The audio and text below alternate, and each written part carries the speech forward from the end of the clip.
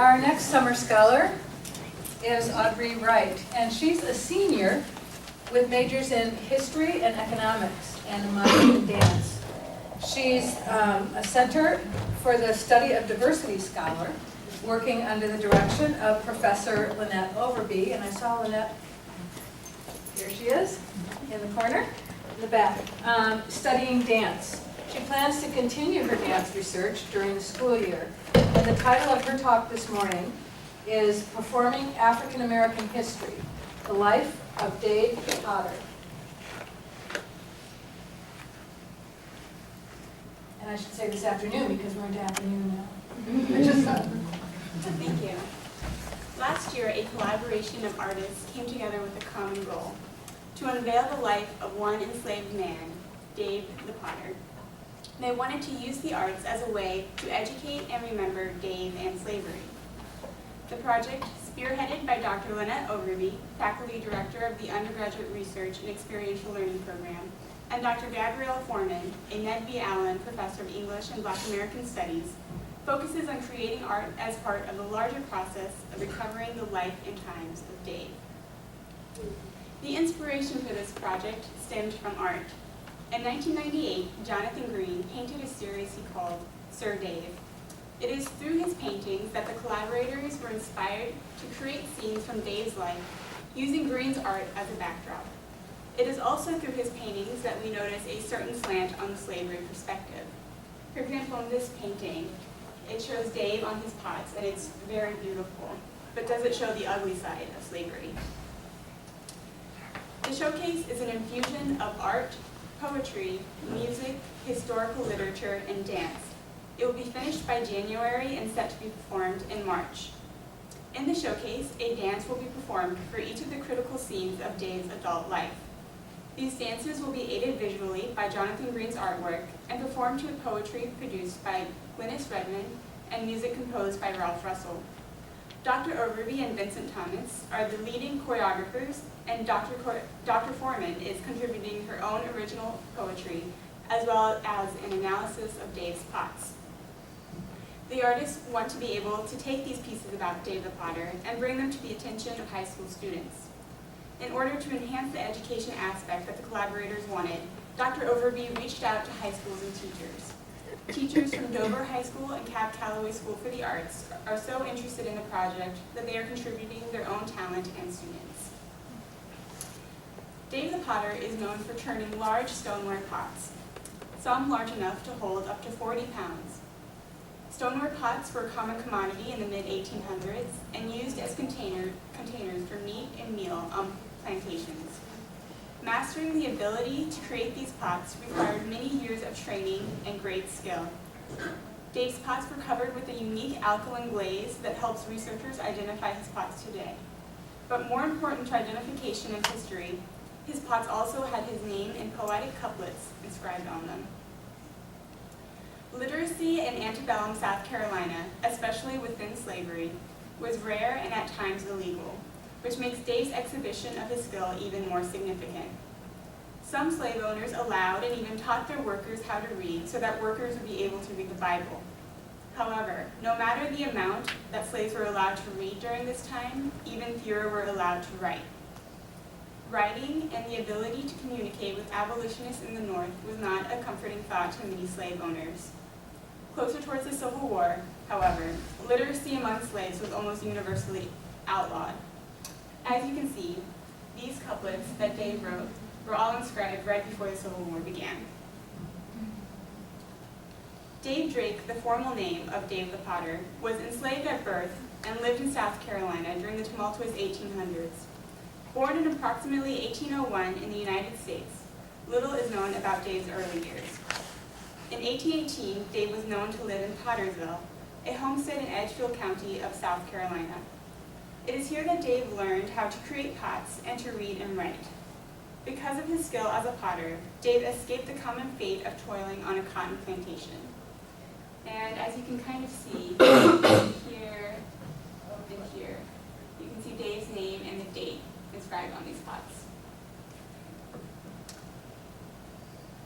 These are the critical scenes in Dave's life that will be performed in the showcase. My focus was on the first piece the cotton dance. I gathered data to inform the development of the choreography of the piece, and additionally compiled my information and materials for educational purposes. Here is Jonathan Green's painting that we are using as a backdrop for the cotton dance. Cotton fields in bloom are as gorgeous as this artwork suggests, but this painting does not give credit to what went into making these gorgeous fields.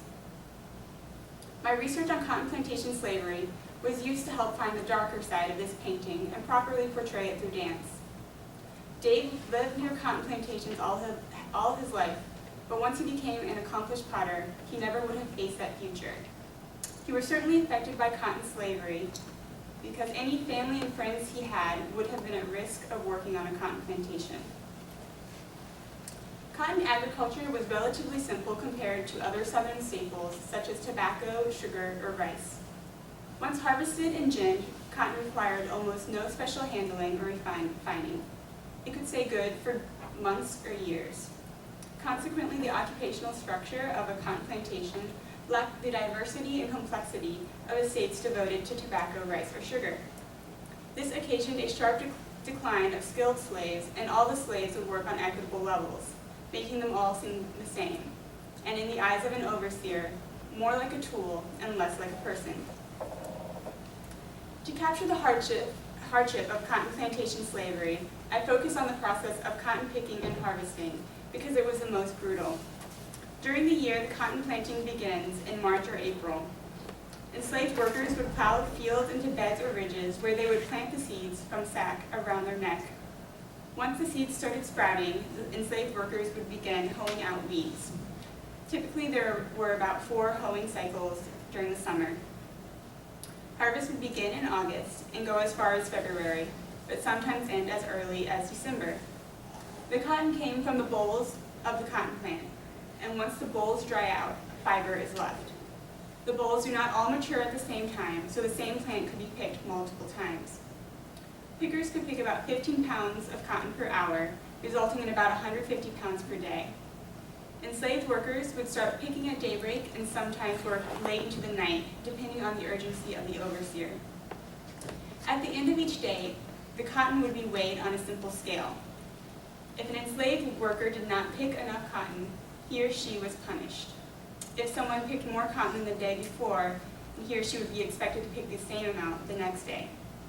Some enslaved workers would even add rocks to their basket or wet the cotton to add weight. After the cotton was picked, it was tramped down like hay and stored until it could be taken to the cotton gin. These pickers generally had few cherished activities that took place outside of their work. When they were not picking cotton, they were taking care of their own home chores and even working extra in order to get spending money for food and clothes. Cotton plantation slaves were in greater need of food because it was not being grown in large quantities on the grounds. Slaves usually received a peck of corn each week that they had to hand grind into cornmeal. A peck of corn would make enough cornmeal cakes to last one person a week. Cornmeal is the main ingredient in the cornbread that we eat today, except the cornmeal cakes did not have sugar or salt or any leavening agents. It was just cornmeal and water. And in addition, they didn't receive, usually, any meat or vegetables. The slaves would wear homespun fabric for their summer clothes and wool in the winter. Children who did not work did not receive clothes. All the elements of the cotton harvest, including the clothes the workers wore, will all be demonstrated in the cotton dance. The choreography of the cotton dance has been started, but since auditions will be held when the semester starts, we cannot complete it without dancers. Using the information and individual slave narratives I researched this summer, each dancer will be encouraged to take on a persona of a worker whose life revolves around slavery. In this manner, we can achieve the educational component by relating the history and choreography. Dr. Overby has decided to use a contemporary dance style to illustrate Dave's life that I have been assisting with. First, we created a storyboard to draw the scenes and show the movements. We decided that we wanted the dancers to perform the entire process of a cotton picking day, from dawn till dusk. We also decided to really show the juxtaposition between potter and picker by having Dave sit on stage in the shadows during that dancing. This piece will be a combination of pantomime and dance and set to the sounds of Russell's music and Redmond's poetry. The choreography for the dances will be developed through the use of a poem Glynis Redmond wrote for the piece and key words in slave history. We are focusing on words such as pick, prick, bleed, and blades. Using these words, we can create movements that can be turned into movement phrases. Here's an example of our work.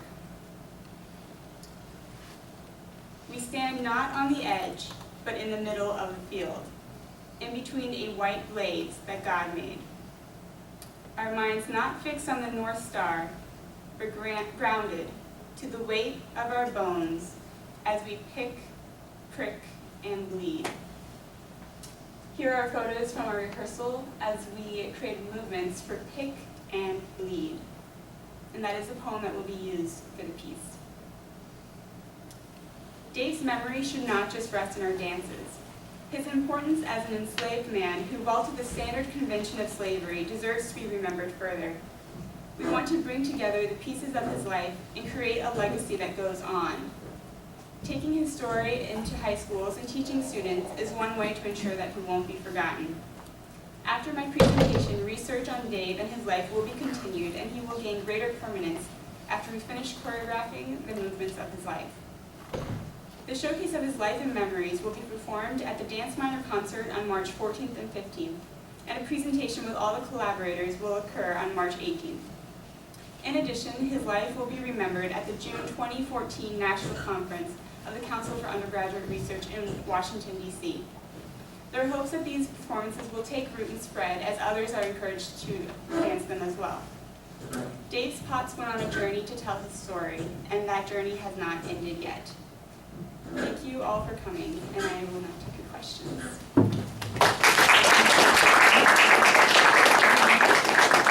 Isn't this wonderful? I mean, really, really.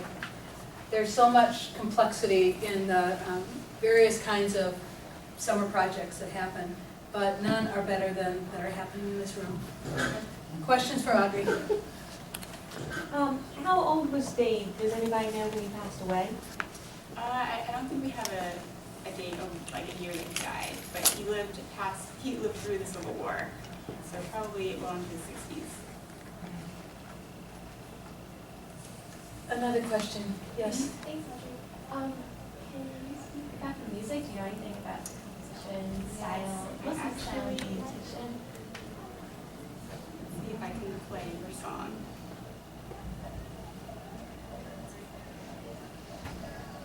That is music for the cotton dance that should have been playing in the presentation.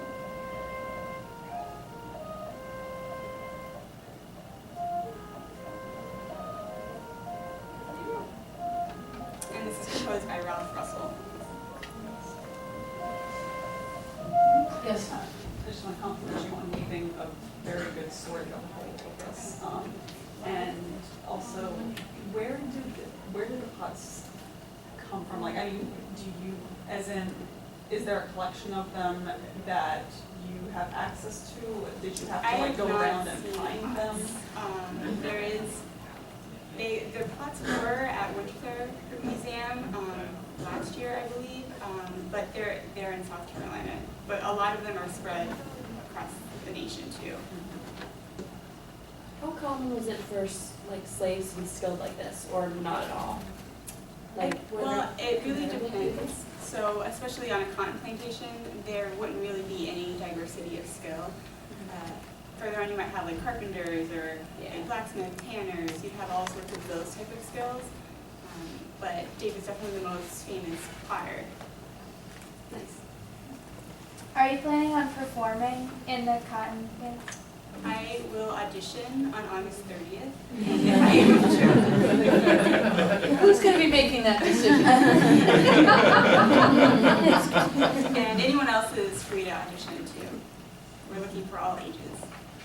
Can you talk about the plan to bring this information and this work to high school students?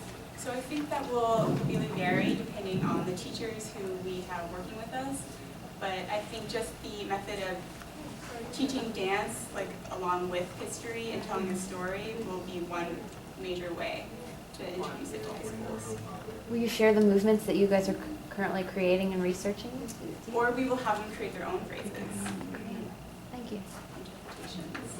Another really wonderful vehicle for community involvement, as well as involvement with schools and artists and musicians and literature, and it's really terrific. So thank you, Audrey.